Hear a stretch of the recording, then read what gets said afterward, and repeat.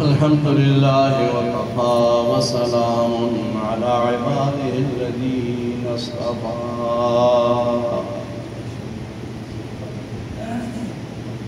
خصوصا على سيد الرسل وخاتم الأنبياء وعلى آله وصحبه نجوم الهدى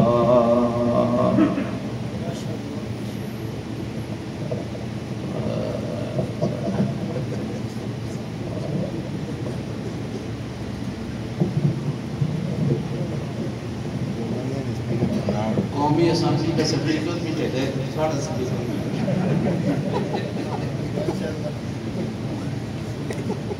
آج کیا ہوا جی ہو اللہ بھائی میں اللہ کو بچا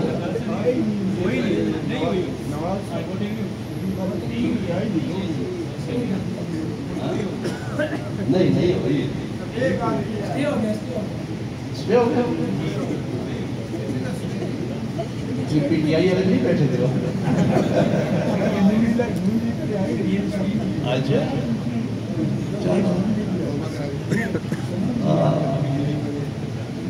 اِنَّا لِلَّهِ وَإِنَّا إِلَيْهِ یہ حالت ہے ساڑھے ملک میں اللہ تعالیٰ ساڑھے حال کرے ہیں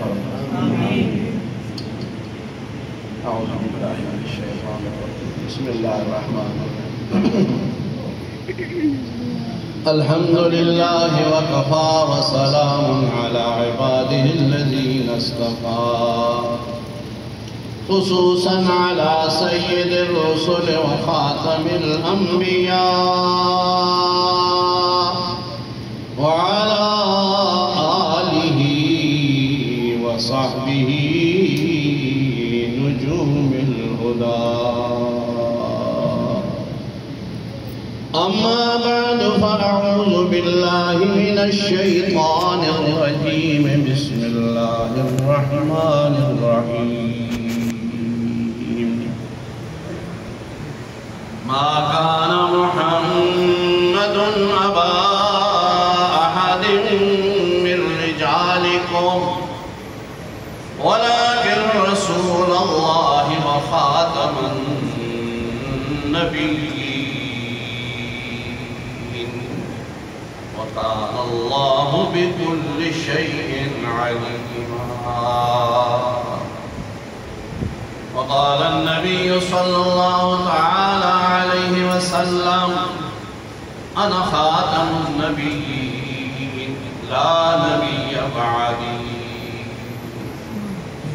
صدق الله العظيم وصدق رسوله النبي الكريم اللهم صل على سيدنا ومولانا محمد وعلى آل سيدنا وأصحاب سيدنا ومولانا محمد وبارك وسلم وصل عليه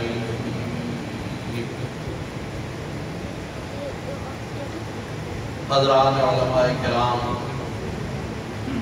خصوصاً حضرت مفتی زبیر صلاح صاحب دامت برکاتہم اور میرے محترم دوستوں بزرگوں اور عزیز بھائیوں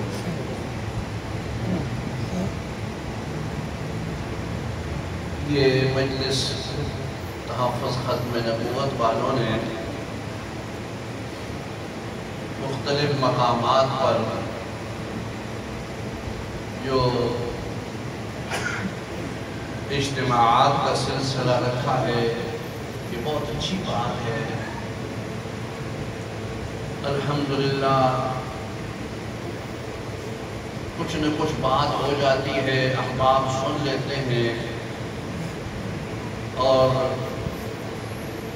یہ مسئلہ پھر تازہ ہو جاتا ہے اور ہماری شریعت کا مزاج بھی یہی ہے۔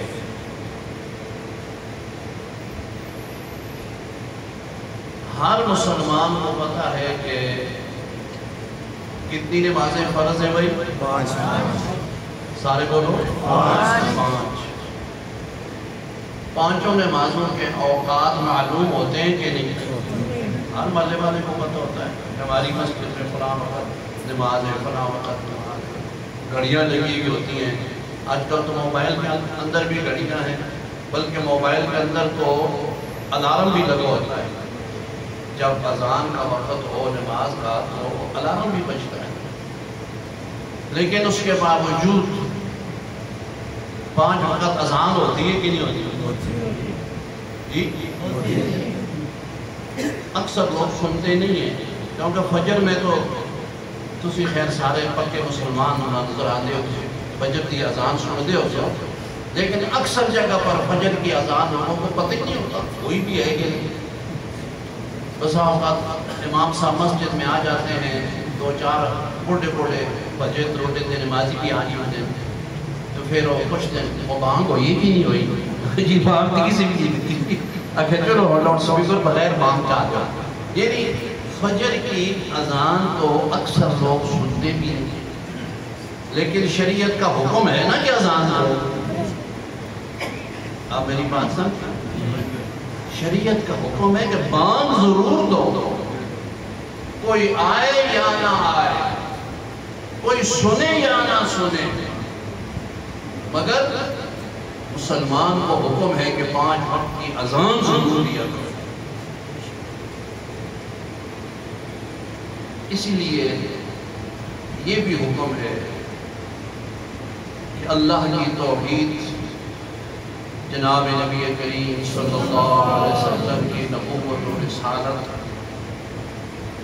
اور اس کے ساتھ ختم نبوت کا پرچار کرنا، ان مسائل کو سمجھانا بتانا، یہ بہت ضروری ہوتا ہے۔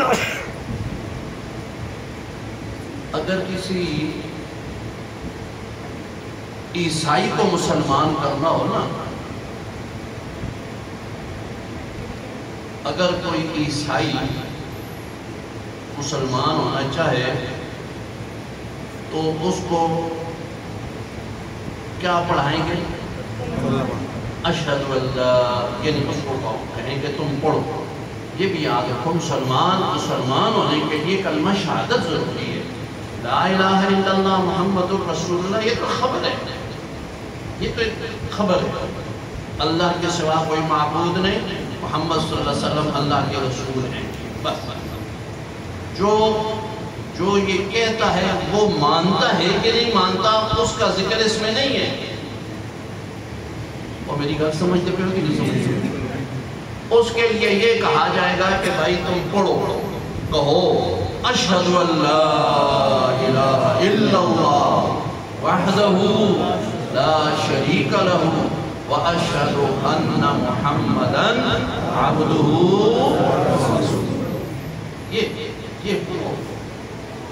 تو جو کرسچن ہو جائے، عیسائی جسے کہتے ہیں، اس کو اگر مسلمان کرنا ہو تو اس کو کیا کہیں گے کہ تم ساتھ یہ بھی کہو عیسیٰ بن مریم اللہ کے رسول ہیں،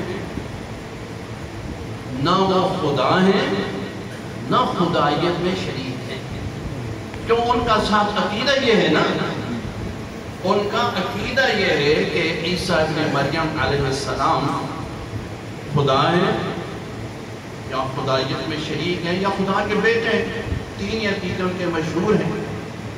تو اس سے یہ بھی کہلوایا جائے گا کہ تم ساتھ یہ بھی کہو عیسیٰ علیہ السلام اللہ کے بندے ہیں، اللہ کے رسول ہیں، نہ خدا ہیں نہ خدا کے بیٹے ہیں نہ خدایت میں شریک۔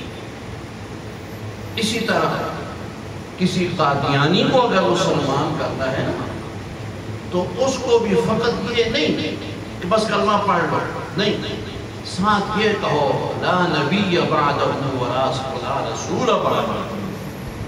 میں یہ بھی مانتا ہوں کہ آپ صلی اللہ علیہ وسلم کے بعد نہ کوئی نبی ہے نہ کوئی رسول ہے۔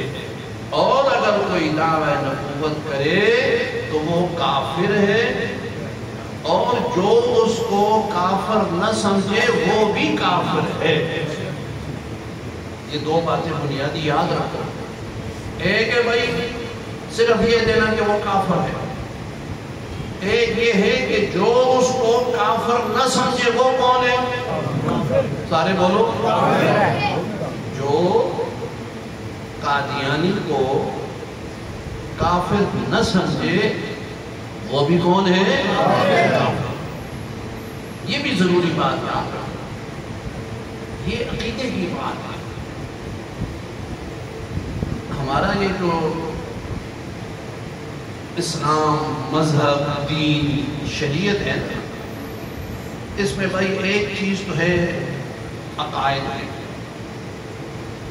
اور دوسری چیز معاملات ہے، اور تیسری عبادات۔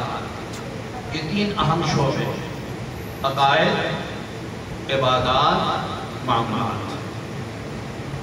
عقیدہ صحیح ہو، عبادات میں کمزوری ہو جائے، امید ہے کہ اللہ تعالیٰ مہربانی فرما دے۔ جیسے احادیث کے اندر بڑی تفصیل آتی ہے۔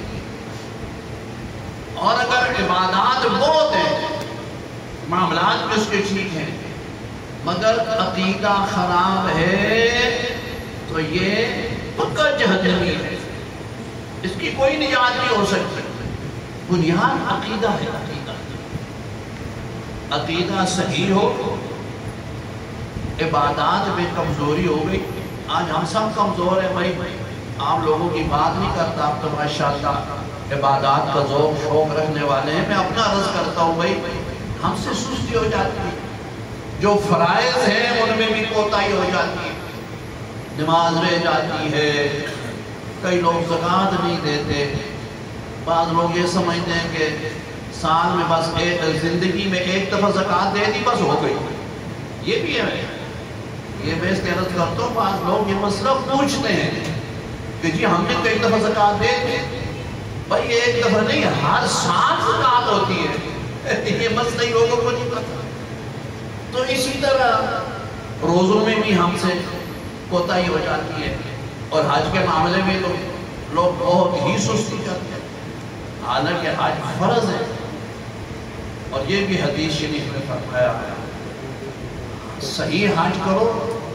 ابھی لوگ حج کر کے آ رہے ہیں نا، من حج ولم يرفث ولم يفسق رجع كيوم ولدته امه۔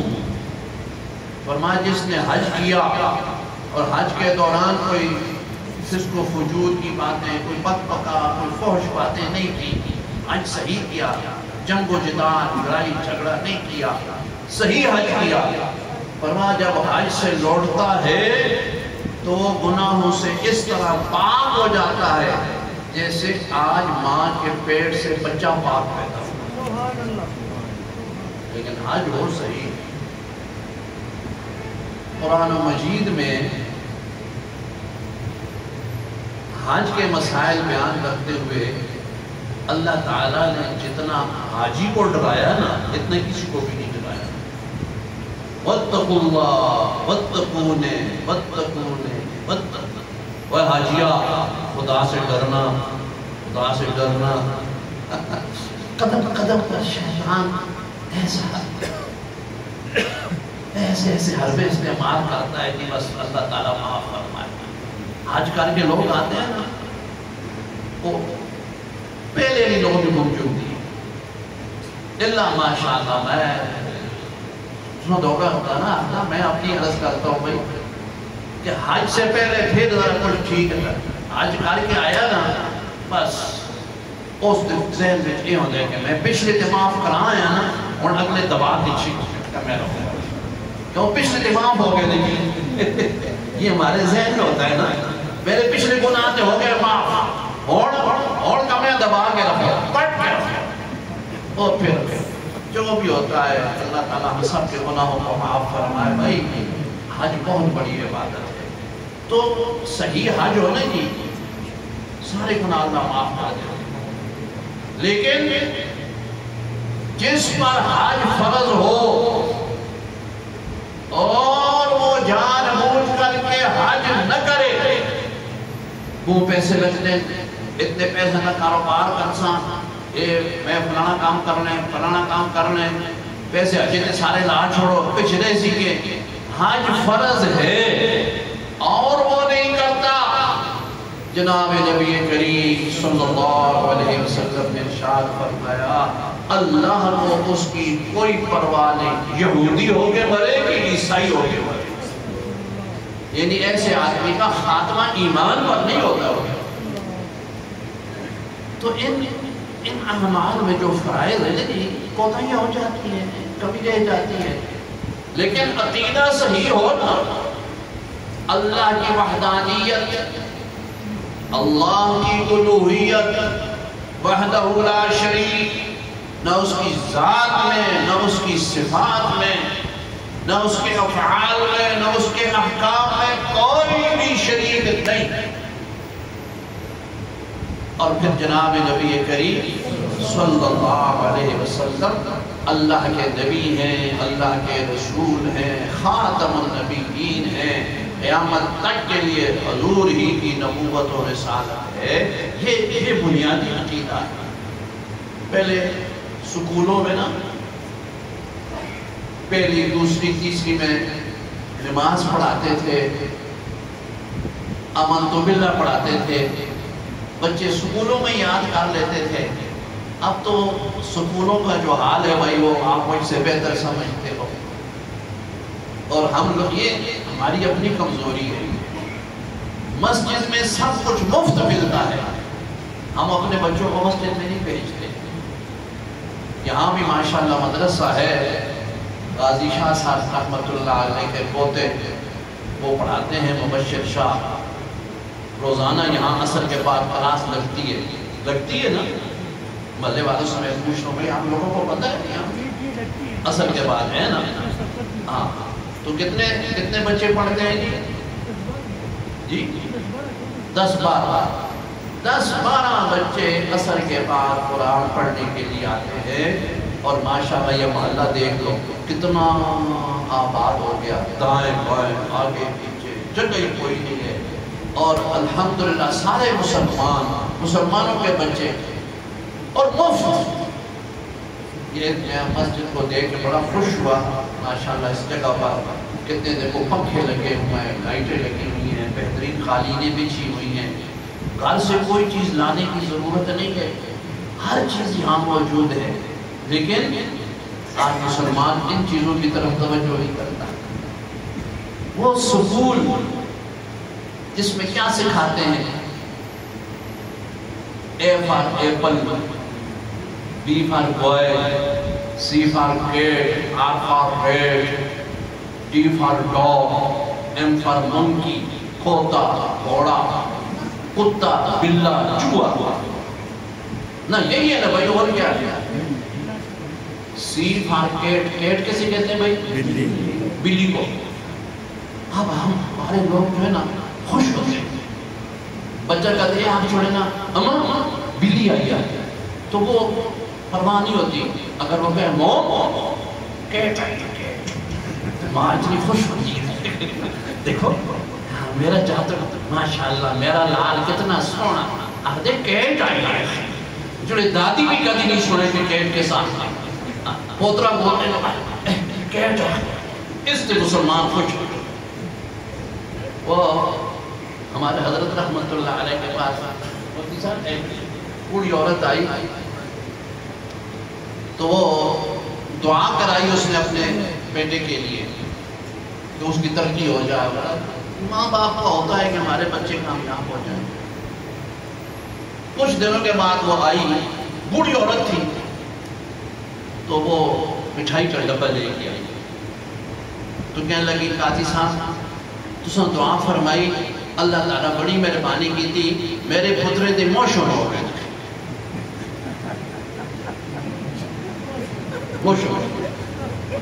تو حضرت فرماتے ہیں کہ اتنی انگریزی تے ماں بھی آنی ہے کہ موشن دے جناباں یہ حضرت موشن لاکے یعنی جناب لاکے نا تسی گل سمجھتے بھی کہ نہیں سمجھتے بھی۔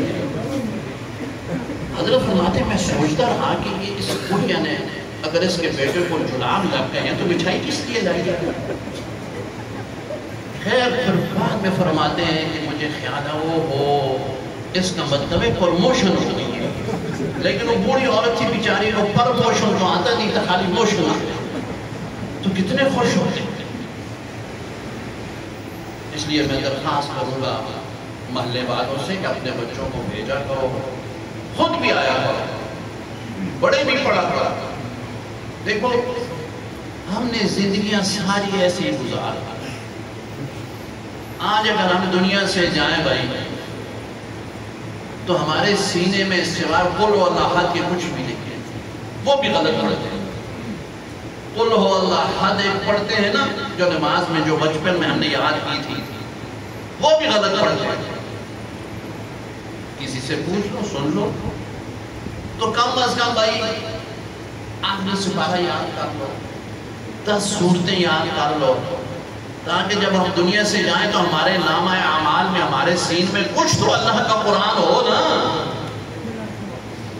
آج ہمارے لوگ فوت ہو جاتے ہیں نا تو پچھلے گھر والے آ جاتے ہیں، قاری صاحب، مولوی صاحب، مفتی صاحب، میرے والد صاحب فوت ہو گئے، اماں فوت ہوئی، جاتک پہ جو ختم ہے تو جناب وہ محلے کا کام ہوتا ہے، بعض جگہ تو نہیں بھیجتے، ہم نے تو ایک عرصے سے الحمدللہ یہ کام بند کیا ہوا ہے، بھائی مسجد میں دعا کرانی ہے تو کرا لو، ہمارے طلباء گھر میں نہیں جاتے، لیکن بعض جگہ میں ہوتا ہے مسائل ایسے ہوتے ہیں کہ چلے جاتے ہیں۔ اب جناب وہ طلباء چلے گئے، اب وہ بیٹھ گئے، گھر والا نہیں بیٹھتا، کیوں جی میں ٹھیک رکھتا، یعنی جس کا باپ مرا ہے نا یا ماں مری ہے وہ بیٹھ کے نہیں پڑھتا، وہ کڑی تھوڑی تھوڑی دیر بعد وہ کھول کے دیکھتے پڑھ دن کی نہیں پہ پڑھتے، پڑھ دن کی نہیں پڑھتے۔ تعلق انہاں کے لگے بھائی ماں کسی ہوتی اور ہی نہیں مری ہے، طالبہ کے دکھ ہے کہ وہ پڑھو، وہ بس ہی ساڑھا میک میں نا سب پتہ ہے، او جناب ادھے گھنٹے بعد ختم ہو گیا، آؤ جی دعا کرو، اور ادھے پڑھ چھوڑے دیں، ابھی آج کیا سی آفز لوگ کہاں سیتے ادھے گھنٹے میں 2-2 3 سپارے پڑھ چھوڑ دیں۔ اچھا ماؤ جو کہ میں جو چاول پہ پکانا نا وہ جو تیار نہیں، دیکھ تیار نہیں ہوئی، دعا ختم کرو، یہ ہمارا کلچر بن چکا ہے۔ میں آپ کو ہنسانے کے لیے نہیں کہتا، میں یہ عرض کرتا ہوں کہ آج ہماری دین سے قرآن سے محبت کتنی لے گئی۔ پھر اچھا دعا ختم پڑھو، کیوں چاول نہیں پکے، دعا ختم شروع ہو گیا، پہلا ختم ادھے گھنٹے میں، دعا ختم 15 منٹ میں ہو گیا، آدھے کی نہیں ہوتا، وہ بھی سمجھ جلدہ کرے حالانکہ وہاں کا ترمینہ ہے دریا ختم پڑھو دے 5 منٹ میں پڑھ سکتے، اور پھر ہم دیتے کیا ہیں؟ یہ دکھ کی باتیں ہیں، دکھ کی۔ قرآن کی عزت، عظمت، احترام مسلمان کے دل سے نکل گیا، اس وجہ سے ہمارے گھروں میں برکتیں نہیں ہیں۔ آج کہتے ہیں کہ گھر میں برکت کوئی نہیں، برکت کوئی نہیں۔ تم نے کبھی اللہ کا قرآن گھر میں پڑھا؟ کبھی تم نے گھر میں سورۃ یاسین پڑھی؟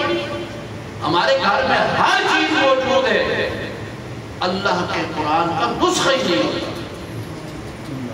دیکھ لو آج بڑے بڑے گھرانوں میں چلے جاؤ، بڑی بڑی کوٹھیاں ہیں، پکے مکانات ہیں، آپ کو ہر چیز مل جائے گی۔ آپ اس سے کہو موبائل کا چارجر ہے کہ نہیں، ہر قسم کا چارجر، اب تو گھر میں داخل ہوتے وائی فائی ہے، پاس ورڈ کے پہلا سوال یہ ہوتا وہ مل جائے گا آپ کو۔ اگر آپ کہیں کہ جی میرے پاس تھوڑا سا وقت ہے تو آپ ذرا مجھے قرآن مجید یادوں میں قرآن مجید پڑھ لیتے، تو پھر اور جی استاد جی گالے ہوئے نا کہ دادی دی ویلے تا قرآن شریف ہے تو وہ سیدھا ہو گیا، پڑھتا ہے کوئی نہیں، میں جات کے آخر میں جو وسیعی دے آکاری صاحبہ کار کی جو بے ادبی ہوتی، یعنی ہمارے گھر میں ہر چیز رکھنے کی جگہ ہے، ڈنر سیٹ، ٹی سیٹ، فلانا سیٹ، فلانا سیٹ، لیکن اللہ کے قرآن کو رکھنے کے لیے ہمارے گھر میں جگہ نہیں ہے۔ پھر کہتے ہیں برکت ہی نہیں ہے، برکت کہاں سے آئے؟ برکتوں کے دروازے تو تم نے پکے بند کر دیے ہیں، یہ برکت نہیں ہے۔ تو خیر میں عرض کر رہا تھا کہ جس کا فوت ہو جائے بھائی اس کو تو دکھ ہی کوئی نہیں، کہتے ہیں دوسرا پڑھے دوسرا پڑھے۔ بھائی چلو آج کل حالات بھی ایسے ہیں تو ہر بندہ، میرے بھائی اور عزیزوں میں عرض کرتا ہوں کہ ہر بندہ آپ میں سے جو بڑے بھی ہیں نا اس سے فائدہ اٹھائیں۔ عصر کے بعد سبق ہوتا ہے، اپنے بچوں کو بھیجو، خود بھی ساتھ آؤ، بیٹھا کرو، اپنے بچوں کے متعلق پوچھا کرو اور خود بھی پڑھو۔ جو والدین اپنے بچوں کو مدرسے میں بھیج کر بے غم ہو جاتے ہیں، اکثر طالب علم کامیاب نہیں ہوتے۔ ماں باپ پوچھتے نہیں بچہ گیا ہے نہیں گیا ہے، پڑھا ہے نہیں پڑھا، قاری صاحب سے آ کر کے نہیں پوچھتے قاری صاحب میرا بچہ آیا ہے اس نے پڑھا ہے نہیں پڑھا، پڑھا ہے تو کیا پڑھا ہے نہیں پوچھتے۔ کیوں؟ فیس ہی کوئی نہیں، سکے تھے میل بھائی دینا ہی پڑھتے ہے کوئی نہیں، پڑھا تھے پڑھا نہ پڑھا دینا پڑھا۔ اس سے یہ اللہ کے کلام کی بے قدری ہے یار، ایسا نہیں کرنا چاہیے۔ جن والدین نے اپنی اولاد کی طرف توجہ کی ہے نا ان کے بچے کامیاب ہوئے ہیں۔ ہمارے یہاں میں ایسے کئی واقعات ہیں، ایک بات عرض کرتا ہوں۔ ایک بچے کو باپ کی خواہش تھی کہ میں اس کو حفظ کراؤں گا، ماں اس کی کہتی تھی کہ بچے حفظ پورا کرتے نہیں، 2 4 6 سپارے پڑھے بھاگ جاتے ہیں اور گناہ ہوتا ہے۔ یہ ماں اس کے حق میں بالکل نہیں تھی، باپ کے طرح پڑھے میں خلاصہ عرض کرتا ہوں۔ اس کے باپ نے کیا کیا، وہ ساتھ ایک گاؤں ہے وہاں سے آتا تھا، صبح سویرے نماز کے بعد اپنے بیٹے کو موٹر سائیکل پر بٹھا کر کے ہمارے مدرسے میں لاتا اور خود مفتی صاحب کو پاکسے میں بیٹھ جاتا، باپ اس یا بازار کا کچھ کام ہوتا نا وہ کر کے پھر آ جاتا۔ 11 بچے کو چھٹی ہوتی، اس کو موٹر سائیکل پر بٹھا کر کے گھر لے جاتا گاؤں، وہاں اس کو روٹی شوٹی کھلا کر کے زور کی نماز کے لیے پھر لے آتا تھا۔ زور سے عصر تک بچہ کلاس میں پڑھتا تھا، اس کا باپ بیٹھ کے اپنی تلاوت وغیرہ کرتا رہتا تھا، وہ بھی مسجد میں بیٹھا رہتا تھا۔ عصر کے وقت چھٹی ہو گئی، پھر اس کو لے گیا، مغرب میں پھر لے آیا، عشاء کے وقت اس کو لے جاتا تھا۔ یہ اس کے باپ نے اس کے ساتھ پوری ڈیوٹی کی۔ 9 مہینے کے بعد بچہ قرآن کا حافظ ہو کے چلا گیا، 9 مہینے۔ پھر اس کی ماں کہتی کہ ہاں یہ اب میں نے مان لیا کہ بھائی بچہ کامیاب ہو گیا۔ باپ نے اتنی محنت کی، ہم نے جب اس کی دستہ بندی کی تو اس کے باپ کی بھی ساتھ اس کو بلایا، میں نے بات کر، میں نے کہا یہ بچے نے بھی محنت کی، زیادہ محنت اس کے باپ کی ہے کہ یہ صبح شام اس کے ساتھ رہتا تھا۔ اس لیے میں عرض کرتا ہوں کہ بچوں کو بھی بھیجو بھائی اور ساتھ ساتھ خود بھی پڑھو۔ ساری زندگی پیسے کماتے ہوئے وہ بھی نہیں ملے، اور کیا دن دوڑ پتنی دوڑے مویاں تے پہ کے بھی نہ پہنچیاں، نہ دنیا ملی نہ خدا کی ملا، نہ وصال سنم، نہ ادھر کے رہے نہ ادھر کے رہے، دنیا بھی نہیں ہے اور دین بھی نہ ہوا، تو ہماری زندگی کس کام کی ہے؟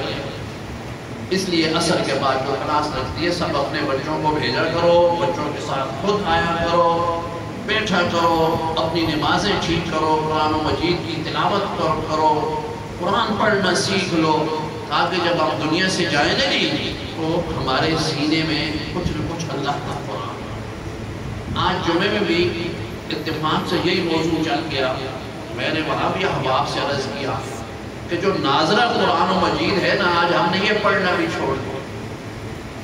لوگ ناظرہ قرآن مجید لوگ نہیں پڑھتے، اللہ ماشاءاللہ آپ تو پڑھتے ہوں گے، اور میں کہتے پوچھا نا آج کس ایک سے پارہ پڑھے، میرے سمیت شاید ہی کوئی یاد کھڑا کرے، یہ یاد ہے نا سمجھے؟ ماشاءاللہ ماشاءاللہ ماشاءاللہ ماشاءاللہ اصل یہی بیان میں جانا ہے. دیکھو روزانہ ایک سپارہ پڑھو نا, ایک مہینے میں ختم ہو گئے. سال میں کتنے ہو گئے بھائی؟ 12. اور کتنا سال روپے پڑھ گئے؟ 5 سال. 5 سال تو روپے پڑھ دینا ہے. 12 5 60 ختم تو ہو گئے نا. اب وہ اللہ تعالیٰ نے اگر 10 سال اور زندگی دے نا اور یہ اسی طرح پڑھتے رہے تو کتنے قرآن مجید ہو جائیں گے بھائی؟ 12 120 ختم اور 50 60 سے ہو گئے نا, 120 اور ہو گئے. کتنے ہو گئے ٹوٹل بھائی؟ 180. جب دنیا کو جوان میں نا 10 سال بعد چلے چلو اللہ نے لمبی زندگی دے, لیکن حالات کیسے نے بھائی؟ ہمارا اپنا بھی کوئی پتہ نہیں جی. ہم بھی کھا پی کے اب بوڑھے ہو گئے, کیا پتہ ہے کب ٹھوس ہو جائے. تو چلو 10 سال بھی اگر ہو نا بھائی, تو یہ جب دنیا سے جائیں گے تو ان کے اپنے نامہ اعمال میں کتنے ختم ہوں گے بھائی؟ 180 قرآن لے کر کے جائیں گے انشاءاللہ. پیچھے ان کے بچے, ان کے عزیز و اقارب ختم پڑھائیں یا نہ پڑھائیں, جس کے اپنے دامن میں 180 قرآن ہو بھائی, اس کو کیا ضرورت ہے؟ یہ چیز ہم نہیں سوچ رہے. اور پیچھے یہ ہے کہ مار گیا ہوں, ختم کرو, جمراتیاں کرو, جلیمیں کرو, یہ کرو, وہ کرو, ساری بدعات میں ہم پھنس جاتے ہیں. اور بس دیکھا دیکھی اس کی جو قباحتیں ہیں وہ مفتی صاحب سے آپ پوچھ سکتے ہیں کہ اس میں کیا کیا قباحتیں ہوتی ہیں, کیا فائدہ ہوتا ہے اس کا. بہرحال میں عرض ہی کر رہا تھا, چونکہ ختم نبوت کے سلسلے میں اس کلاس میں رکھتے ہوا ہے بھائی, تو یہ یاد رکھو جس طرح اللہ تبارک و تعالی کی وحدانیت کی, الوہیت کی نشانیاں ہر چیز میں ہے نا, اسی طرح آپ صلی اللہ علیہ وسلم کی نبوت و رسالت و ختم نبوت کی نشانیاں بھی ہر چیز میں موجود. وَفِي كُلِّ شَيْءٍ لَهُ آیَةٌ تَدُلُّ عَلَىٰ أَنَّهُ وَاحِدٌ. ہر چیز میں دلیل ہے کہ اللہ وحدہ لا شریک, اس کا کوئی شریک نہیں, کوئی ساجی نہیں, کوئی ساجی نہیں. لم یلد ولم یولد ولم یکن له کفوا احد. بات ہی ختم ہو گئی. اللہ اپنی وحدانیت میں لا شریک ہے, اور آپ صلی اللہ علیہ وسلم اپنی نبوت و رسالت میں لا شریک ہے. اور کائنات کی ہر چیز دیکھ لو بھائی. دیکھو اس مسجد کا نام بھی کیا ہے بھائی؟ انوار مدینہ. تو یہ نسبت ہے نا مدینہ منورہ کی طرف. اور مدینہ یہ بھی یاد, مدینہ تو بھائی ہر شہر کو مدینہ کہتے ہیں. مدینہ ٹہار, مدینہ مانسہرہ, مدینہ حویلیہ, مدینہ الریاض, مدینہ الجدہ. لیکن مدینہ النبی, مدینہ الرسول صلی اللہ علیہ وسلم وہ کتنا مشہور ہوا کہ اب پوری دنیا میں کہیں بھی مسلمان کہتا ہے نا مدینہ المنورہ, اس سے مراد کیا ہے؟ وہ شہر مدینہ جہاں امام الانبیاء صلی اللہ علیہ وسلم تشریف فرما. یہی بات ہے کہ نہیں؟ تو انوار مدینہ, مدینہ منورہ کے انوار, یہ نسبت ہے نا. کبھی آپ نے ایسی مسجد یا ایسے معبد یا ایسا مرزائیوں کا مرزائی واڑا دیکھا ہے جس میں لکھا ہو انوار قادیان؟ انوار قادیان کہیں بھی نہیں ہے. یہ بھی دلیل ہے ختم نبوت کی. یہ میں نے کہا نا ایک ایک چیز کو آپ اٹھا کے دیکھو. قرآن مجید معجزہ کس پر نازل ہوا؟ جناب نبی کریم صلی اللہ علیہ وسلم کے قلب منور پر. فَإِنَّهُ نَزَّلَهُ عَلَىٰ قَلْبِكَ بِإِذْنِ اللَّهِ نَزَّلَ بِهِ الرُّوحُ الْأَمِينُ عَلَىٰ قَلْبِكَ. یہ آپ کے دل مبارک پر نازل ہوئے, دل مبارک پر. یہ دل بھی اللہ نے عجیب چیز بنائی ہے, اس میں بڑے انوار و برکات ہوتے ہیں, بشرطے کہ ہم سمجھ جائیں. اب لوگ حج کر کے آئے ہیں, ان سے پوچھو تم نے جب طواف کیا ہے تو اسلام کے اندر, شریعت کے اندر ہر چیز کو فرمایا دائیں, الایمن فالایمن, دائیں طرف. تو طواف الٹا ہوتا ہے، الٹا ہوتا ہے طواف، سیدھا نہیں ہوتا۔ بھائی سارے کام تو سیدھے کرنے چاہیے، طواف میں الٹا کرتے ہو۔ کبھی آپ نے اس پر غور کیا؟ دیکھو طواف ایسے چکر لگاتے ہیں نا، حالانکہ ایسے ہونا چاہیے۔ یہ بڑی باتیں ہیں، اور ہمارے بزرگوں میں ایک تھے، وہ غالباً حضرت مدی رحمۃ اللہ علیہ کے کس کا واقعہ ہے، وہ خادم تھا، اس نے چائے میں چینی ڈالی نا تو فرمایا چمچ ہلانے کا طریقہ پتہ ہے؟ اس نے کہا حضرت یہ کون سا طریقہ ہے؟ تو اس نے جو چمچ ہلایا ایسے ہلایا، فرمایا یہ غلط ہے، ایسے ایسے دائیں دائیں۔ حضور کی شریعت میں حکم ہے الایمن دائیں دائیں، ایسے سیدھا چلا، ایسا نہ کرو۔ تو اس طرح طواف الٹا ہوتا ہے۔ کیوں بھائی؟ یہ یاد رکھو، بیت اللہ سے ہر وقت انوار الہی و تجلیات الہی کا ظہور ہوتا ہے، پھوٹتی ہیں تجلیات ایسے، اس طرح انوار ہوتے ہیں، اس طرح انوار ہوتے ہیں۔ یہ تو سمجھنے والے سمجھتے ہیں بھائی ہم لوگوں کو کیا پتا ہے۔ اور عجیب برکات کا ظہور ہوتا ہے، عجیب، جو کہنے سننے والی باتیں نہیں ہیں، وہ اہل دل سمجھتے ہیں۔ تو جب بیت اللہ سے تجلیات کا ظہور ہوتا ہے نا، تو ان کا اثر انسان کے دل پر پڑتا ہے۔ اور دل کس طرف ہوتا ہے بھائی؟ بائیں طرف۔ فرمایا بیت اللہ سے تجلیات نکلے، انوار و برکات نکلے تو تمہارے دل پر پڑے۔ اس لیے تم الٹا طواف کرو تاکہ تمہارا دل بیت اللہ کی طرف رہے۔ دل بیت اللہ کی طرف۔ آج بھی آپ میں سے بھائی کوئی ایسا ہے جس نے زمزم نہ پیا ہو؟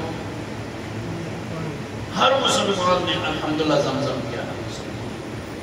میں نے کافی جگہ یہ بات پوچھی، الحمدللہ بڑے بڑے اجتماعات میں کوئی ایسا بندہ نہیں ملا جس نے کہا جی میں نے زمزم نہیں۔ ہر ایک مسلمان نے زمزم کیا ہے۔ لیکن آپ کو پتہ ہے زمزم کی برکات؟ آپ صلی اللہ علیہ وسلم کے جو معجزات ہیں نا، شق صدر کا معجزہ بھی ہے، اس کے لیے سارا سامان جنت سے آیا ہے۔ علماء تشریف فرمائے سارا سامان جنت سے آیا ہے، لیکن پانی زمزم کا استعمال ہے۔ اللہ تعالیٰ چاہتے تو حوض کوثر کا پانی آ سکتا تھا کہ نہیں آ سکتا، مگر حوض کوثر کا پانی نہیں بھیجا، زمزم زمزم لما شرب له۔ اور آپ صلی اللہ علیہ وسلم جب زمزم تشریف لائے نا، تو آپ نے اپنے ہاتھ سے وہ ڈول کھینچا، اپنے ہاتھ مبارک خود، اور پھر اس ڈول کو حضور نے ایسے اپنے منہ مبارک کے ساتھ لگایا اور پانی زمزم کا نوش فرمایا۔ باقی جتنا پانی بچ گیا نا، وہ سارا حضور نے مڑ کر کے زمزم کے کنویں میں ڈالا۔ فرمایا قیامت تک میری امت میرا جوٹھا پیتی ہے۔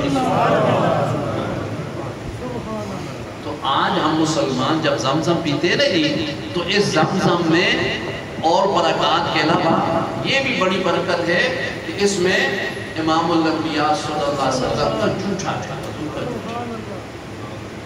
ہمارے پیٹ میں زمزم بھی ہو، حضور کا جوٹھا بھی ہو، اور پھر حرام بھی ہو، تو یہ نہیں ہونا چاہیے۔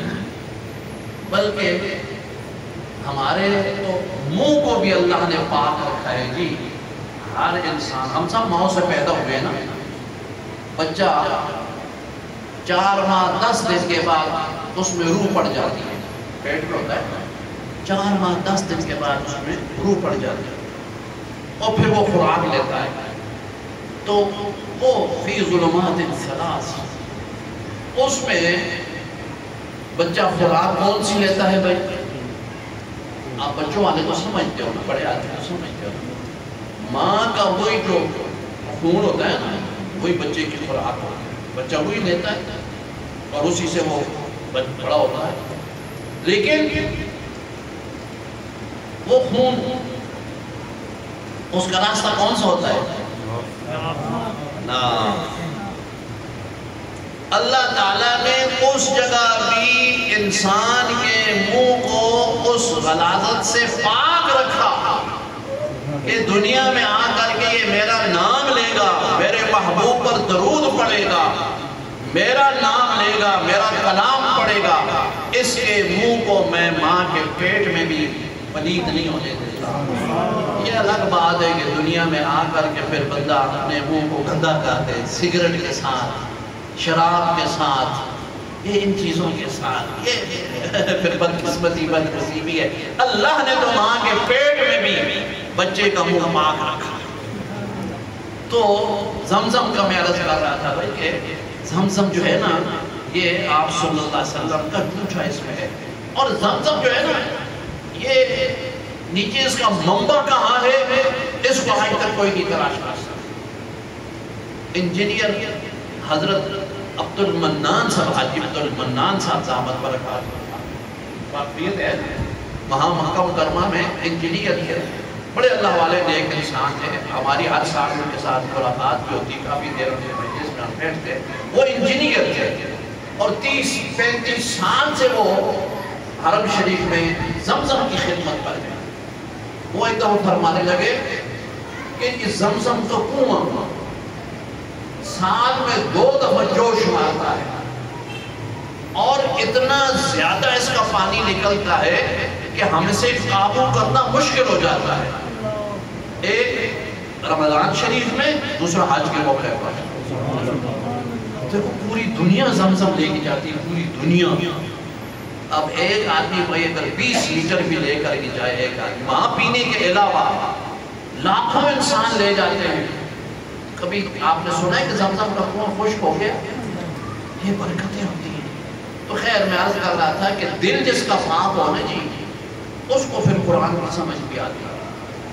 اِنَّهُ نَزَّلَهُ عَلَىٰ قَلْبِكَ بِإِذْنِ اللَّهِ۔ تو قرآن حضور کا معجزہ ہے صلی اللہ علیہ وسلم، آج تک موجود ہے، قیامت تک موجود رہے گا۔ تو یہ بھی ختم نبوت کی دلیل ہے، کسی اور کی ضرورت ہی نہیں ہے۔ سورج، چاند، ستارے، یہ بھی حضور کی نبوت کی دلیل ہے، ختم نبوت کی دلیل ہے۔ دیکھو سورج کو کیا فرمایا؟ اما عائشہ صدیقہ رضی اللہ تعالیٰ عنہ کیا فرماتی ہیں؟ لنا شمس وللآفاق شمس وشمسی خیر من شمس السماء فشمس الناس تطلع بعد فجر وشمسی تطلع بعد العشاء۔ ایک سورج آسمان پہ ہے اور ایک سورج اللہ نے ہمیں دیا ہے جو میرے حجرے میں۔ لنا شمس وللآفاق شمس وشمسی خیر من شمس السماء، فرماتی ہے میرا سورج اس کائنات کے سورج سے بہتر ہے۔ وشمس الناس تطلع بعد فجر، صبح کا لوگوں کا سورج فجر کے بعد طلوع ہوتا ہے۔ شمسی تطلع بعد العشاء، اور میرا سورج عشاء کی نماز پڑھ کے میرے حجرے میں تشریف لاتے ہیں، ساری کائنات روشن ہو جاتی ہے۔ حضور کی نبوت ہے، حضور کی نور نبوت کا روشن، اور سورج یہ کبھی بھی اس کو گہر نہیں لگے گا۔ اذا الشمس کورت، قیامت کے دن یہ سورج اندھا ہو جائے گا، بے نور ہو جائے گا، لیکن حضور کی نور نبوت قیامت کے دن بھی چمکتی نظر نہیں۔ تو سورج ہر وقت موجود ہوتا ہے۔ یہ جو غروب ہوتا ہے نا یہ ہمارے لحاظ سے ہوتا ہے، یہ دوسرے علاقوں میں طلوع ہوتا ہے۔ جب اس وقت یہاں پر سورج نہیں ہے نا تو کسی دنیا میں کسی جگہ پر سورج اس وقت لگ رہا ہے کہ نہیں لگ رہا؟ لگ رہا ہے۔ تو کائنات میں جس طرح سورج ہر وقت موجود ہے نا، اسی طرح آپ صلی اللہ علیہ وسلم کی نور نبوت بھی ہر وقت موجود ہے اور قیامت تک۔ جب حضور کی نور نبوت ہے تو پھر کسی اور نئے کی ضرورت ہے بھائی؟ وہ اگر دیکھو کسی دے والد صاحب ہون نا، کسی دے ابا ہوئے تے اس کوئی آڑ کے پوچھے کہ ساڑھے والد صاحب ہیں جی؟ ہاں جی میرے والد صاحب ہیں۔ اچھا ایک دو یہ بھی تھوڑے والد صاحب آگے جی خیر تو پھر کیا ہوگا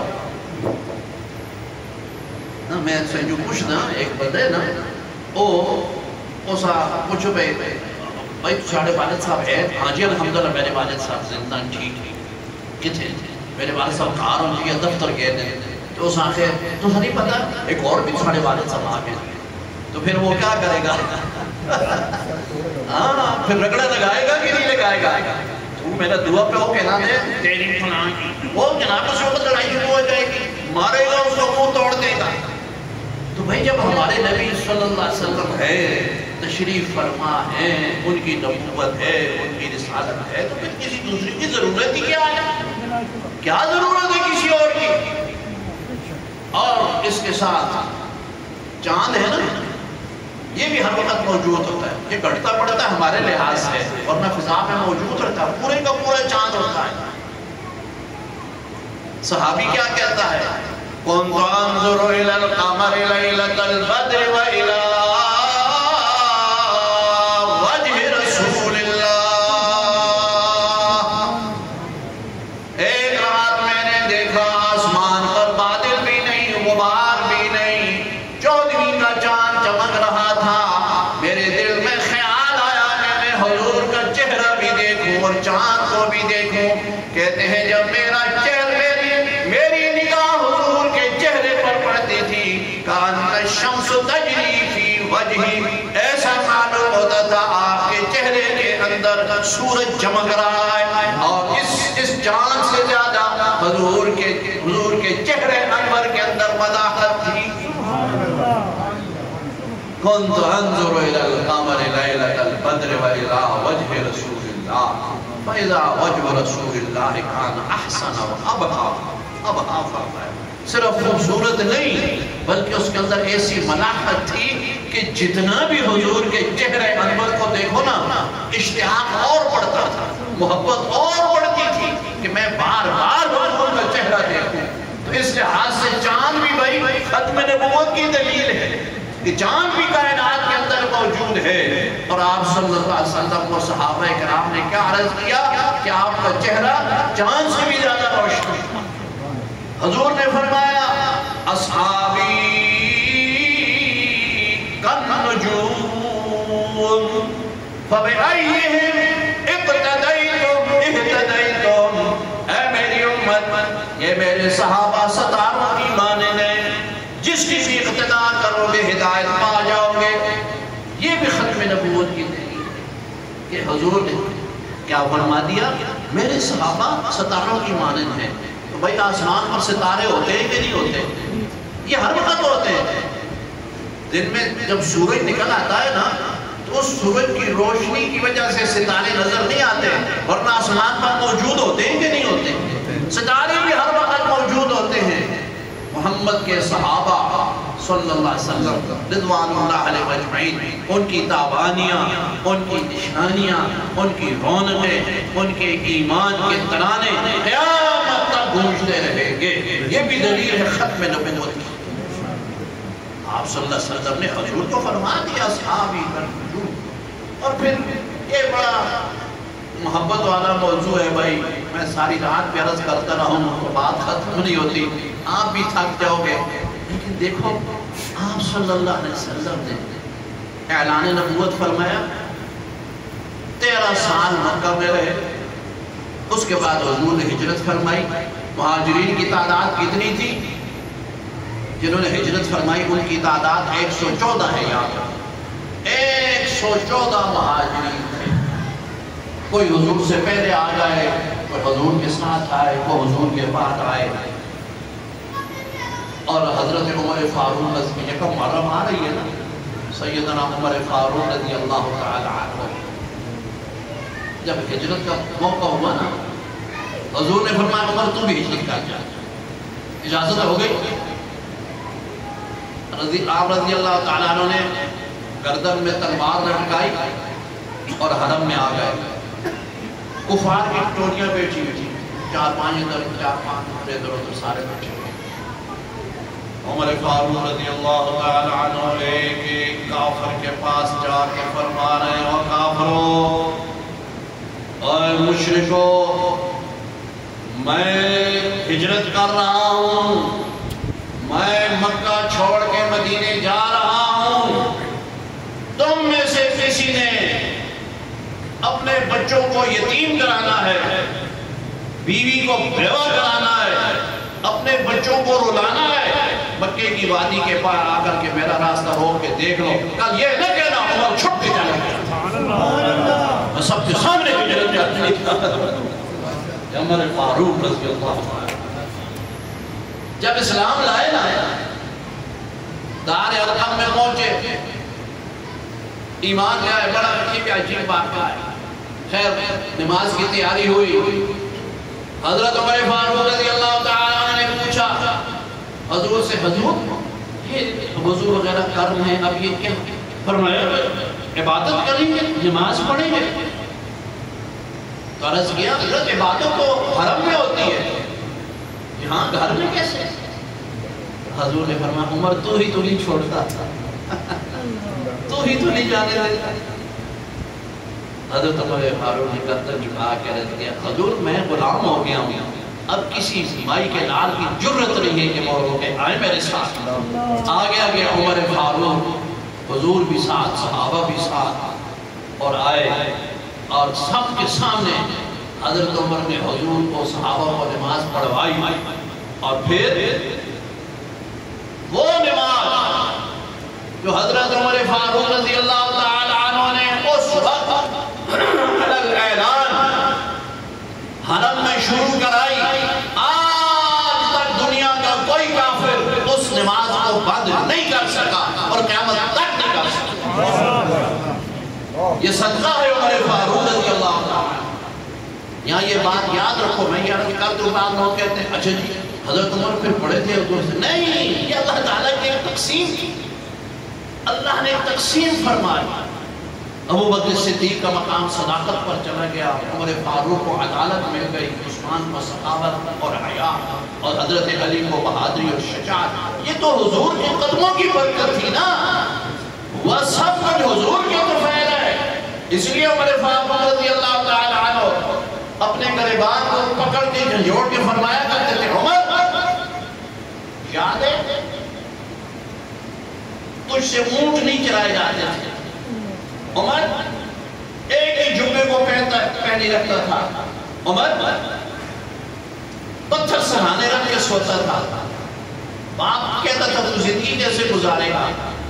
عمر آج تیرے خطوں پر دریا چل رہے ہیں، آج تیری آواز 300 میل تک اللہ پہنچا رہا ہے، آج تیرے دھرے کو زمین مان رہی ہے، اور آج عمر 10 لاکھ مربع میل کا مالک نظر آتا ہے۔ عمر تیرا کمال نہیں، یہ سارا حضور کی نگاہ نبوت کا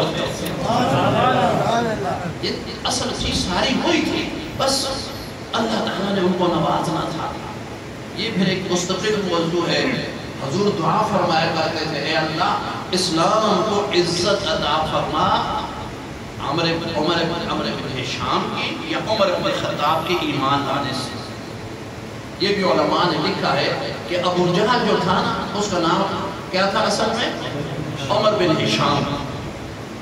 کہ وہ بدبخت تھا، اگر حضور یوں فرماتے یا اللہ دونوں کو اسلام دے تو دونوں مسلمان ہوتے، لیکن حضور فرمایا تھا ان میں سے ایک کو مسلمان کر دے۔ عمر بن خطاب غلام بن کر کے آ گیا، تو یہ جو مجاہد تھا نا بھائی تھک تو نہیں گئے؟ نہیں تھک گئے تو پاس بولنی نہیں ہوتی، میرے کو نہ تو سی تھکے دے ہو۔ بہرحال میں جب تک بیان کرنے کا سب سانپے نہ پیس نس نہیں آتی ہے، جل نہیں آتی، بس ایک دو باتیں اور کرتا ہوں بھائی پھر بس کر دیتا ہوں۔ امیر شریعت جنہوں نے ختم نبوت کے محاذ پر تھوڑا کام کیا، امیر شریعت سید اللہ شاہ بخاری رحمۃ اللہ علیہ سے کسی نے عرض کیا حضرت یہ کیا بات ہے کہ آپ لوگ کہتے ہیں کہ جو حضور کے پاس آیا اس نے نگاہ نبوت چہرہ انور پر نگاہ ڈالی تو وہ غلام ہو گیا، لیکن ہم دیکھتے ہیں کہ ابو جہل جو تھا وہ تو زندگی بھر حضور کو بچپن سے دیکھتا رہا، وہ تو اسلام نہیں لایا، یعنی بچپن بھی حضور کے ساتھ گزرا نا جی، مکے کے رہنے والے تھے. 40 سال کے بعد اعلان نبوت حضور نے فرمایا. پھر یہ 13 سال بھی مکہ میں حضور نبوت والی زندگی جو تھی اعلان نبوت کے بعد سارے دیکھتے رہے. سب سے بڑا دشمن یہی تھا ابو جہل، تو وہ کیوں نہیں اسلام لایا؟ سبحان اللہ. علماء کی باتیں ہوتی ہیں. حضرت شاہ صاحب رحمۃ اللہ علیہ فرما بھائی بات یہ ہے کہ ابو جہل جو تھا نا وہ حضور کو فقط محمد ابن عبداللہ کی نگاہ سے دیکھتا رہا. محمد الرسول اللہ کی نگاہ سے تو اس ظالم میں دیکھتا ہی نہیں. وہ تو یہ سمجھتا تھا عبداللہ کا بیٹا ہے محمد، بس اس سے آگے تو اس کا ذہن ہی نہیں کیا. اگر وہ اس نگاہ سے دیکھ لیا کہ یہ محمد الرسول اللہ، یہ اللہ کے رسول ہے، تو وہ بھی غلام ہو جاتا. لیکن اس نے دیکھا ہی نہیں. وہ تو بس یہی سمجھا محمد ابن عبداللہ، عبداللہ کا بیٹا ہے، محمد نام ہے، بس اللہ. جیسے نا ہمارے آنے بھائی بڑے بڑے علماء صلحاء اولیاء آئے، ہم نے ان کو دیکھا تو دنیا سے تشریف لے گئے. جب تک تھے ہم نے قدر نہیں کی، چلے گئے پھر ہم کہتے ہیں اوہو وہ نیک ہے جی، اللہ دے ولی ہے. پہلے کتنے ہیں جی؟ پہلے ہم بھی کچھ سوچتے کچھ چلے جاتے ہیں تو پھر کہتے ہیں بڑے نیک انسان ہے، بڑے بزرگ ہے. اوہو میں زیارت نہ کر سکی، میں پہنچا نہ، میں گل نہیں کی تھی، میں یہ نہیں کیا، بعد میں افسوس کرتے رہتے ہیں. تو اسی طرح فرمایا کہ وہ ابو جہل جو تھا اس نے محمد الرسول اللہ کی نگاہ سے دیکھا ہی نہیں، یہ سوچا ہی اس ظالم نے نہیں. بہرحال میں عرض کر رہا تھا کہ سیدنا عمر فاروق رضی اللہ تعالیٰ عنہ سب کے سامنے تشریف لے گئے، ہجرت فرمائی. آپ صلی اللہ علیہ وسلم نے ان کو فرمایا، جب حضرت عمر جا رہے تھے نا عمرہ کرنے کے لیے، تو عرض کیا حضور میں عمرے کے لیے جاتا ہوں، اجازت فرمائے. حضور نے بڑا پیارا جملہ، سارے جملے حضور کے تو سارے پیارے ہیں جی. حضرت عمر فاروق سے عجیب بات فرمائی. فرمایا عمر جاؤ، اشرکنا فی دعائک یا اخی ولا تنسنا. اے میرے بھیا، یا اخی فرمایا، یا اخی نہیں فرمایا، اخی تو کہتے ہیں بھائی کو، لیکن اخیہ میرے پیارے بھیا. جس طرح ہم کہتے ہیں نا وہ میرے پیارا بچیا، وہ میرے بچڑیا، محبت سے. اسی طرح فرمایا اے میرے پیارے بھیا یا اخیہ اشرکنا فی دعائک، ہمیں بھی اپنی دعاؤں میں یاد رکھنا، ولا تنسنا، اور ہمیں بھول نہ جانا. حضور نے محبت سے فرمایا. حضرت عمر فرماتے ہیں اللہ کی قسم ایمان لانے کے بعد اس جملے سے جو مجھے مسرت ملی ہے، اتنی خوشی مجھے زندگی میں نہیں ملی. تو حضور کے غلام عمر فاروق ہیں، حضور کے غلام عثمان غنی ہیں، حضور کے غلام علی المرتضیٰ ہیں. یہ معمولی لوگ نہیں تھے، یہ بہت بڑے بڑے لوگ تھے. یہ اپنے قبائل کے اندر بہت بڑی بڑی شخصیات تھی، لیکن سب حضور کے غلام ہو گئے تھے. خلفاء راشدین، پھر عشرہ مبشرہ جن کو حضور نے سامنے نام لے کے فرمایا ابو بکر فی الجنہ، عمر فی الجنہ، عثمان فی الجنہ، علی فی الجنہ، طلحہ فی الجنہ، زبیر فی الجنہ، عبد الرحمن بن عوف فی الجنہ، سعد بن ابی وقاص فی الجنہ، سعید بن زید فی الجنہ، ابو عبیدہ بن الجراح فی الجنہ. 10 کا نام لے کے فرمایا کہ یہ جنت ہے. ویسے تو سب صحابہ کو فرمایا لا تمس النار مسلمن رآنی، اس مسلمان کو جہنم کی آگ کا سینک بھی نہیں پہنچے گا جس نے 1 منٹ کے لیے کلمہ پڑھ کر کے میرا چہرہ دیکھ لیا. سبحان اللہ. یہ سارے صحابہ بھی حضور کی ختم نبوت کے دلیل ہے. بھائی صحابہ ہیں، حضور صلی اللہ علیہ وسلم کی نبوت رسالت پیغام پر یہ لوگ تیار ہوئے. آج قادیانیوں سے پوچھو تم میں سے کوئی ہے ایسا؟ قادیانی نے 100 سال سے زیادہ گزر گیا. دن بدن قادیانی ذلیل ہو رہے ہیں، کچھ تو مسلمان ہو رہے ہیں الحمدللہ. ہم پھر ان کو دعوت دیتے ہیں آؤ اس سچے نبی کے دامن میں آ جاؤ. جھوٹے سے کیا نکالتے ہو؟ وہ تو جھوٹا تھا، بے وقوف تھا، اس کو بیماریاں تھیں. اس کی سیرت المہدی اٹھا کر کے دیکھو، دوسری کتابیں پڑھو، انسان کو ٹھیکا کیا. میں نہ کرم خاکی ہوں نہ آدم زاد ہوں پیارے، ہوں بشر کی جائے نفرت اور انسانوں کی عار. یہ اس کا شعر ہے. میں نہ کرم خاکی ہوں، کیڑی کو کہتے ہیں، نہ میں مٹی کا کیڑا ہوں. میں نہ کرم خاکی ہوں نہ آدم زاد ہوں پیارے، میں بندے کا پتر ہی نہیں ہوں. آدم زاد تو بندے کا پتر کہتے ہیں نا، میں آدم ہے بندے کا پتر ہی نہیں ہوں. بشر کی جائے نفرت، جائے نفرت کیڑی ہوتی ہے؟ اور کچھ سمجھ گیا وہ جی تو اسی موتر دے آتے ہیں نا، ایک جائے نفرت ہے نا.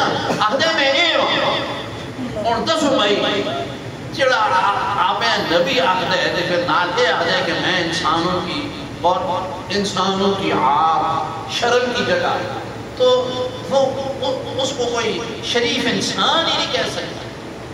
غالباً اللہ شاہ بخاری رحمۃ اللہ تعالیٰ علیہ سے کسی نے پوچھا ہاں عدالت میں آپ کا ایک نبی ہونے کے لیے آپ کا کیا دعویٰ ہے؟ فرمایا کم از کم شریف آدمی ہو. حضرت شاہ صاحب نے فرمایا کم از کم شریف تو ہو. یعنی ان کا فرمانا یہ تھا کہ یہ قادیانی تو شریف انسان ہی نہیں ہے. فرمایا کم از کم میرے نزدیک ہے کہ شریف آدمی تو ہونا. پھر اگلی بات پھر دیکھیں جس کے اندر شرافت ہی نہ ہو اور محبت والی بات بھائی کسی قادیانی کو سامنے بٹھا کے جتنی مرضی کر دیا تو چپ کر کے سنتا رہتا ہے، پرواہ ہی کوئی. ہمارے نبی کے متعلق کوئی ایک جملہ تو کہہ دے پھر دیکھ لو. یہ سچی محبت ہے، ان کی محبت بھی کچھ ہے. ہمارے بزرگوں میں گزرے مولانا عبدالشکور دین پوری اللہ، پتہ نہیں آپ میں سے کسی نے ان کا بیان سنا ہے کہ نہیں، وہ بڑے زبردست تقریر فرماتے ہیں کہ اس وقت تک یہ اس کا مسئلہ حل نہیں ہوا تھا. ربہ کو ربہ ہی کہتے تھے، جناب نگر نہیں کہتے. فرمانے لگے میں نے وہاں تقریر کی چنیوٹ میں، ادھر ربہ ہے نا تو جناب دریا جناب اس طرف چنیوٹ ہے، مولانا منصور چنیوٹی کا جو شہر ہے. فرماتے میں نے وہاں تقریر کی. تقریر کے بعد میں گاڑی میں آ کے بیٹھ گیا بس میں، تو وہاں 3-4 قادیانی میں بیٹھے تھے. تو خیر وہ یہ جان بوجھ کے جو ہے نا، یہ جان بوجھ کے شرارتیں کرتے ہیں، خاص کر اس جگہ جہاں دیکھتے ہیں نا کہ یہاں جواب دینے والا کوئی نہیں یا اس بیچارے کو نہیں پتا تو اس کو خام خام مسئلوں میں چھیڑتے ہیں. تو اس وقت تو بہت زیادہ تھا، لوگوں کو پتہ بھی نہیں تھا. ان کا مسئلہ بھی حال قادیانی کفر کا مسئلہ بھی نہیں، اسمبلی نے پاس نہیں کیا تو اس وقت تک. تو فرماتے ہیں کہ میں اس میں بس میں بیٹھا ہوا تھا تو 3-4 قادیانی بیٹھے تھے.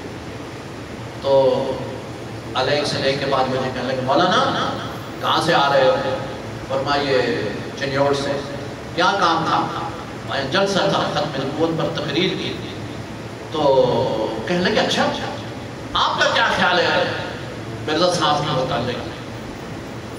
تو حضرت فرماتے ہیں کہ میں نے کہا میرا خیال کیا ہے؟ وہ تو ہمارے نبی نے فرمایا کہ میرے پاس 30 قذابون دجالون کلهم یزعم انه نبی، 30 کے قریب دجال آئیں گے، بے ایمان ہوں گے، قذاب ہوں گے. تو اس طرح میں کہہ رہا تھا تو ہمارے پٹھان بیٹھا ہوا تھا. پٹھان بھی پہلے والا پٹھان آج کل نہیں، سرے سے بڑا سارا پکڑ کو دے دا ہے، کچھ رشیدیاں تیرے پاس کاٹ لائی نہیں تھے، نال بڑا سارا پستول لائے تھا گلے میں. فرماتے ہیں وہ کھڑا ہو گیا بس، اب بس چل رہی ہے. تو مجھے کہتا ہے مولوی صاحب وہ کیا بات ہے، یہ کیا کہتا ہے؟ تو میں نے کہا کہ یہ مرزائی ہے اور یہ کہتا ہے کہ مرزا قادیانی نبی ہے. تو اس کی تو آنکھیں سرخ ہو گئی. وہ کہا لگا مرزائی نبی کا پٹھا بکواس بند کرو.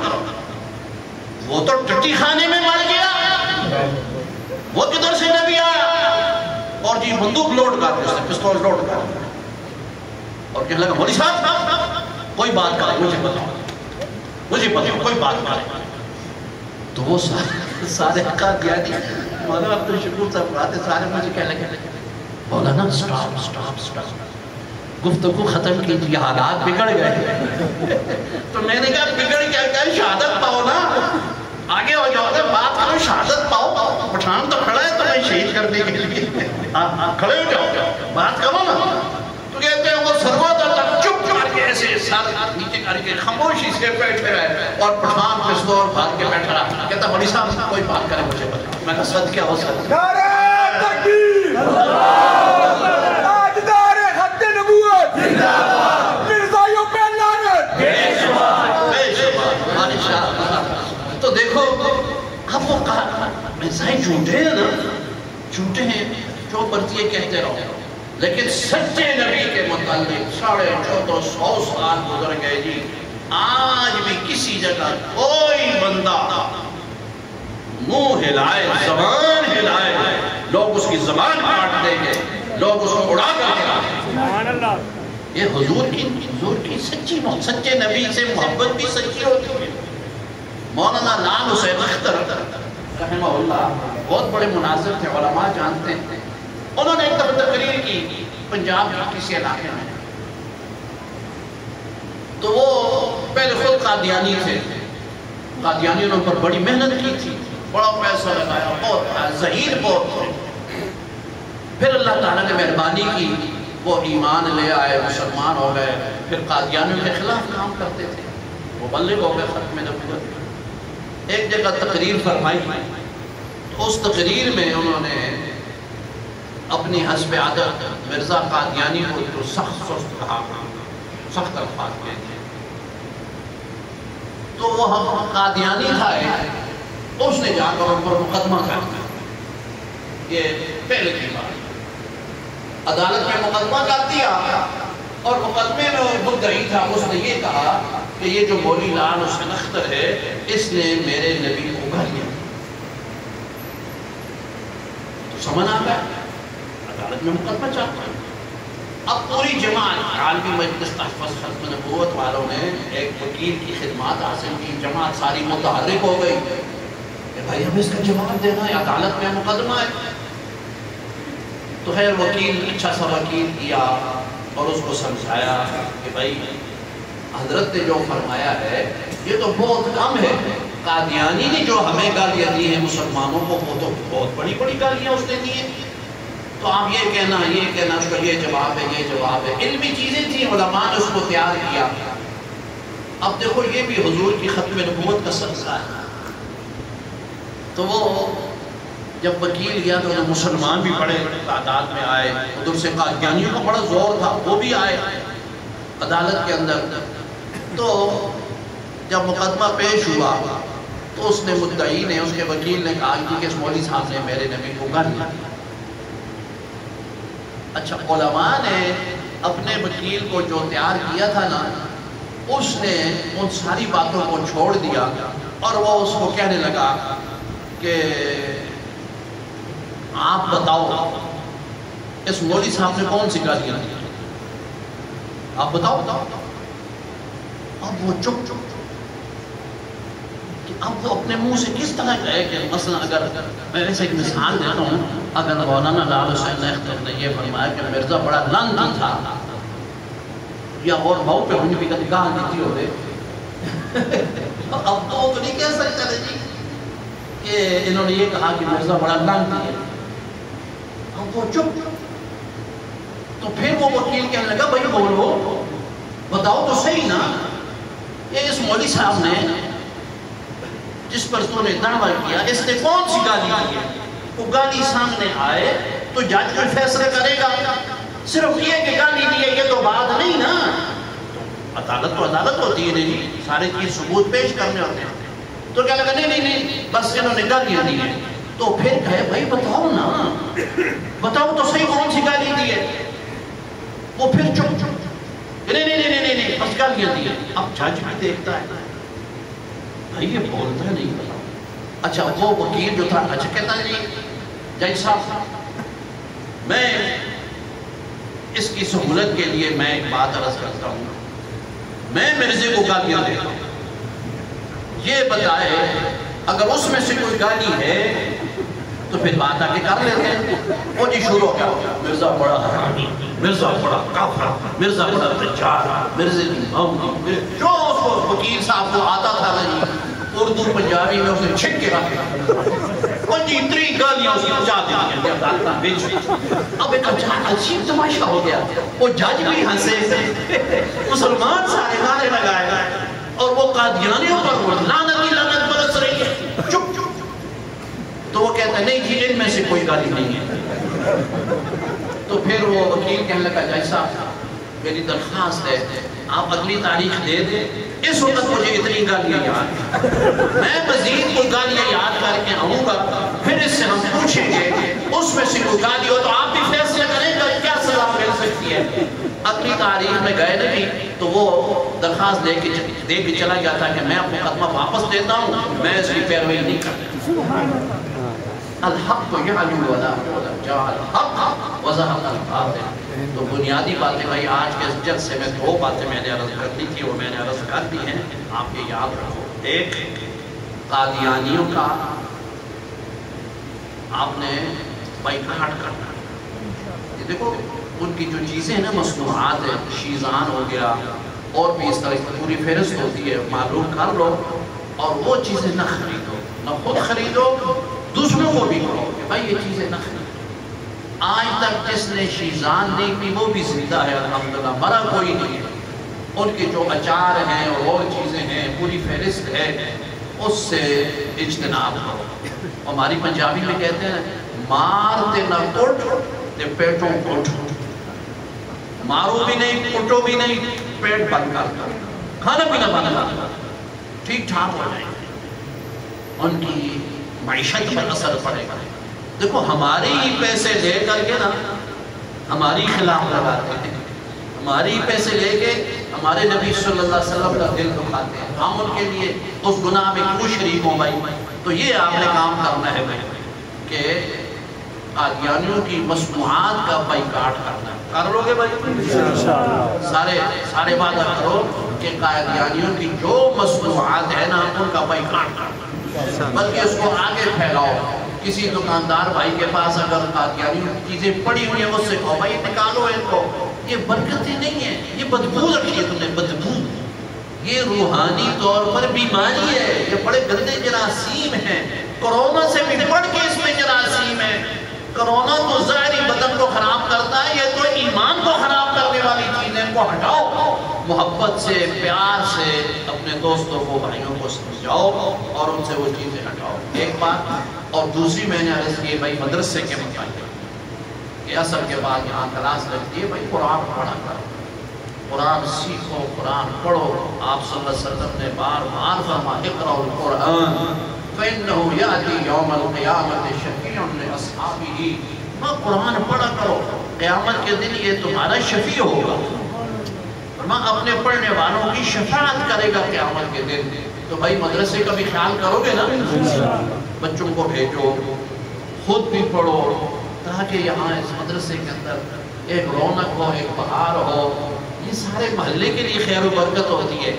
اب ہماری وہاں مسجد ہے نا، مفتی صاحب کا مدرسہ ہے، کچھ الحمدللہ فجر بانگ کے ساتھ چھوٹے چھوٹے معصوم بچے اٹھ کے قرآن و مجید پڑھنا شروع کر دیتے ہیں، 11 بجے تک پڑھتے ہیں، زور سے عصر تک پڑھتے ہیں، مغرب سے عشاء تک پڑھتے ہیں، 12 گھنٹے قرآن و مجید پڑھتے ہیں، 150 کے قریب طالب علم ہے۔ یہ ایک مدرسے کی بات ہے، باقی ابن عباس شہر کے مدارس کا آپ دیکھ لو تو پورے محلے پر، پورے شہر پر برکتیں آتی ہیں کہ نہیں آتی ہیں؟ آپ کس محلے پر بھی برکتوں کا نزول اس سے زیادہ ہوگا انشاءاللہ، تو مدرسے کا بھی خیال کرو۔ اچھا، وآخر دعوانا الحمدللہ۔